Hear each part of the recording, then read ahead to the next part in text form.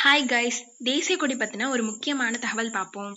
இந்திய தேசிய கொடியை வடிவமைச்சவர் யாருன்னா ஆந்திராவைச் சேர்ந்த பிங்காலி வெங்கையா என்பவர். இந்தியாவின் முதல் தேசிய கொடி தமிழ்நாட்டுல உள்ள வேலூர் மாவட்டம் குடியாத்தத்துல நெய்யப்பட்டது. இந்தியாவோட முதல் தேசிய கொடி எங்க நெய்யப்பட்டிருக்குன்னா தமிழ்நாட்டின் வேலூர் மாவட்டம் குடியாத்தத்துல நெய்யப்பட்டிருக்கு. இந்த கொடிய பண்டித ஜவஹர்லால் நேரு 15/8/1947 அன்று செங்கோட்டையில ஏற்றியிருக்காங்க. தற்போது இந்த கொடி புனித ஜார்ஜ் கோட்டை, சென்னையில உள்ள புனித ஜார்ஜ் கோட்டை அருங்காட்சியகத்துல பொதுமக்கள் பார்வைக்காக வைக்கப்பட்டிருக்கு.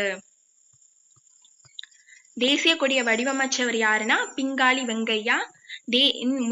இந்தியாவின் முதல் தேசிய கொடி எங்க நெய்யப்பட்டுச்சுன்னா தமிழ்நாட்டின் வேலூர் மாவட்டத்துல உள்ள குடியாத்தத்துல பண்டிதர் ஜவஹர்லால் நேரு 15/8/1947